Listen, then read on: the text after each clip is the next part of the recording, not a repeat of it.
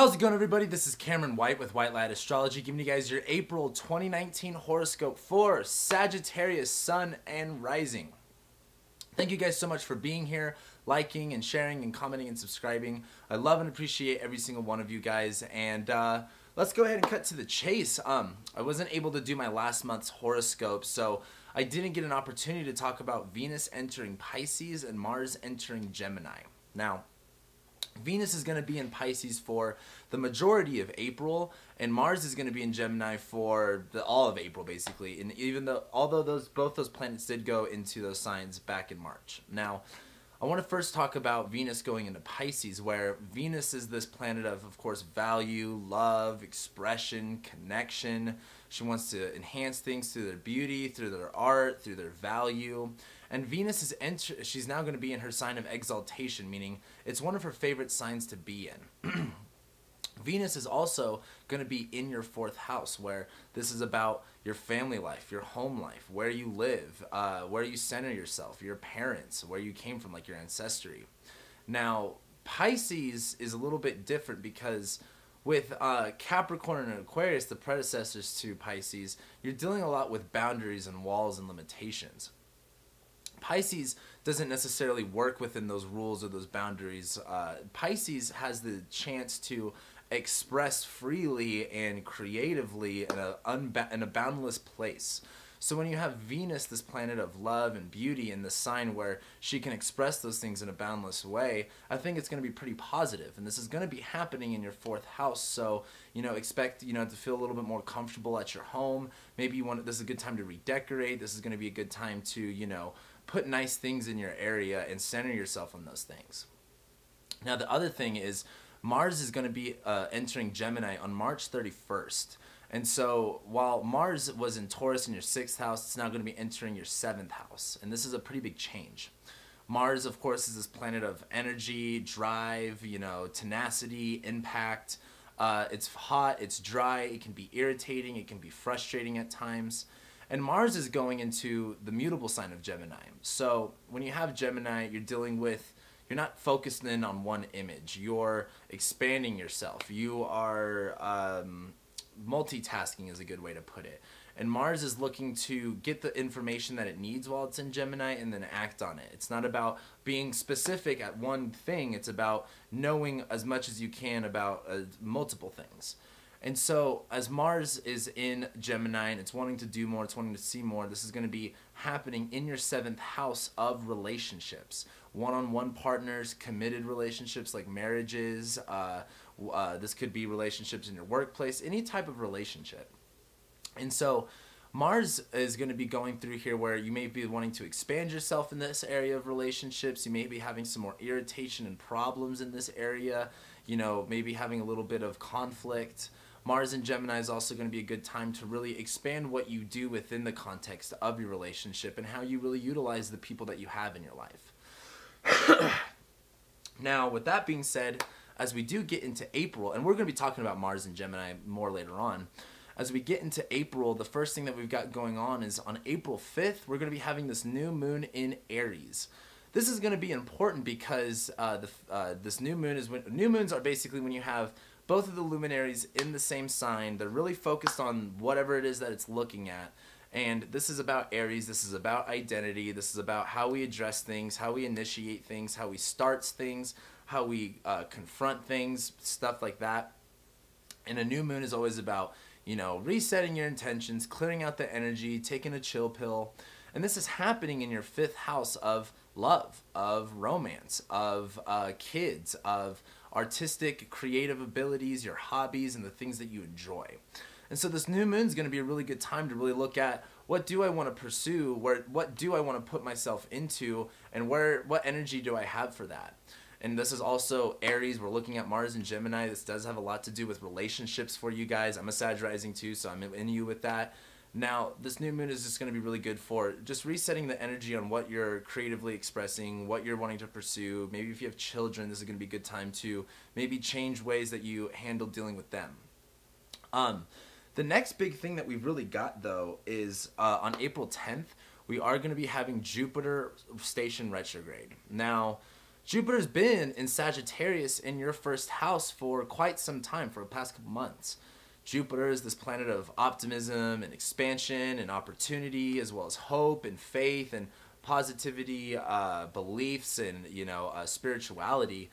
And it's in its home sign of Sagittarius, where its belief and its idealism that it has is very very locked into its vision. Not only can it see its vision in its head and make that up, it believes that it can hit that target with the right amount of faith.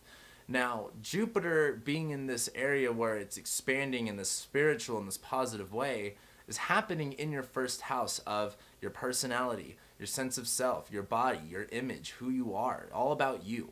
And so we've been talking about this forever now. While Jupiter is expanding who you are, this is going to be a bit, or let me retract real quick.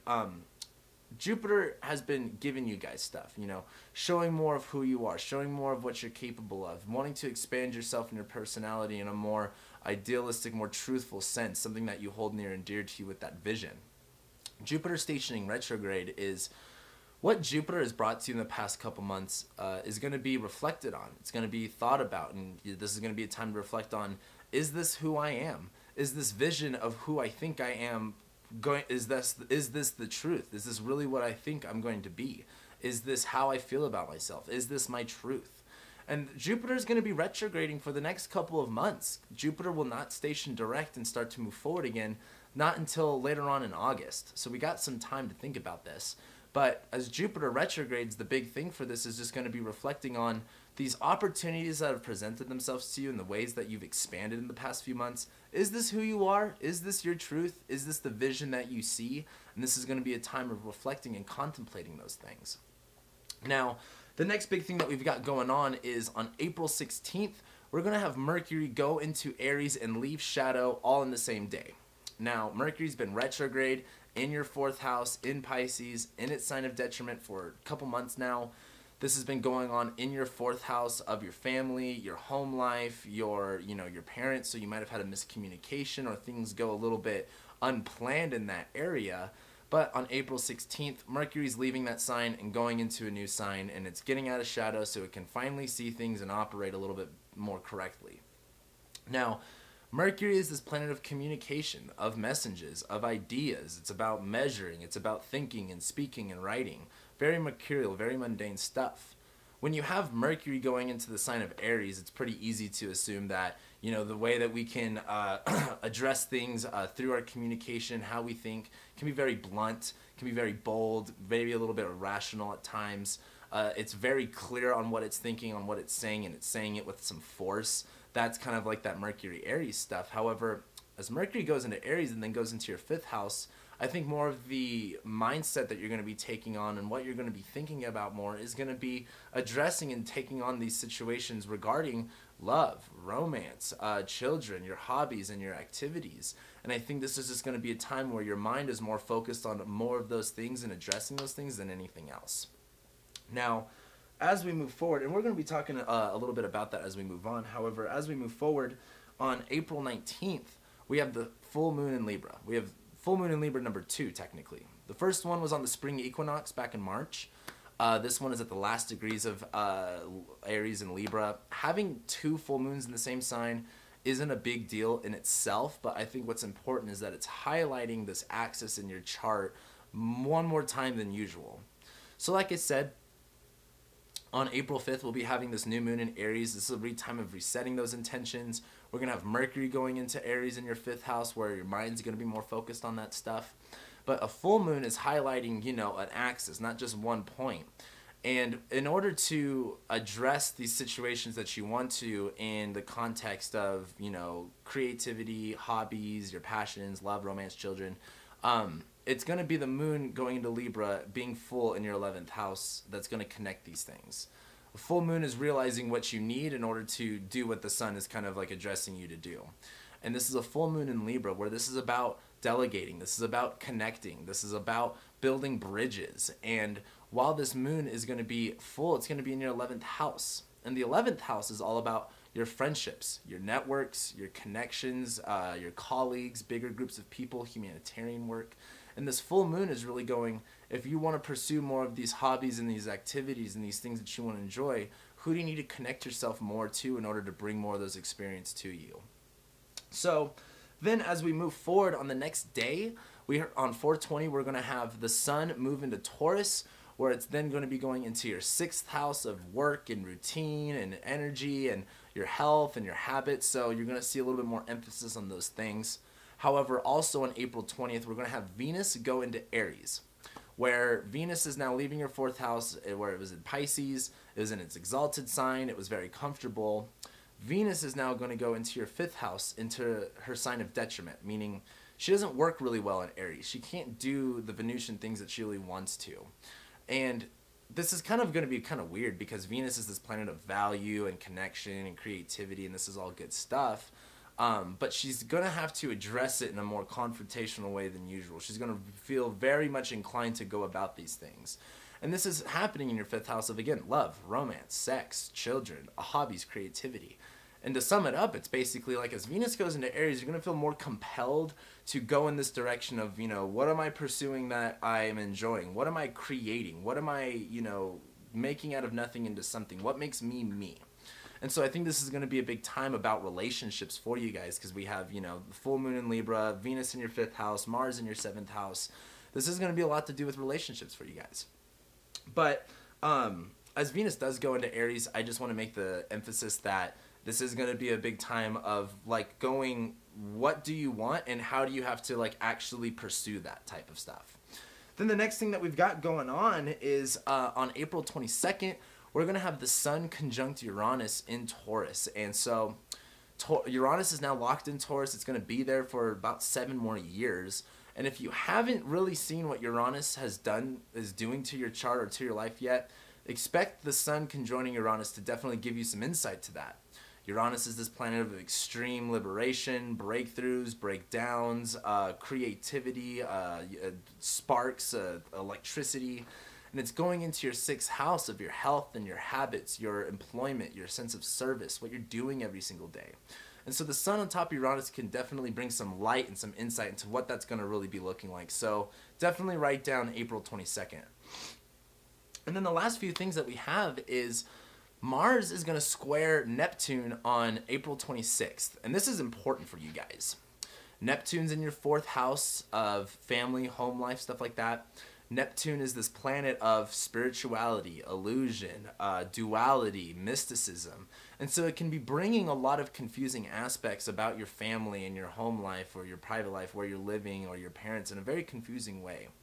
As Mars is in Gemini, and how we talked about earlier about this can cause irritation and issues within the relationships that you have right now, Mars squaring Neptune is kind of like, you may have an expectation on what your family or, the people that you live with or your parents, you may have an expectation or an idealism of what they're supposed to look like or how they're supposed to behave or X, Y, and Z. Mars squaring Neptune is saying that expectation or that ideology that you may have may not necessarily be realistic, and it may not work out in your favor. And so I'm saying this because Mars squaring Neptune may lead you to have oh, you had an expectation and they didn't fulfill it. It's not about being angry at them. It's about not having that expectation in the first place. And like I said, Mars in your 7th house, you could be having some problems and conflicts with people. So we want to mitigate that as much as we can. And my suggestion is, don't hold expectations. Don't put things in an ideological framework at this moment, and let's, work with what you got at that moment. It's about receiving the answer. This is Gemini.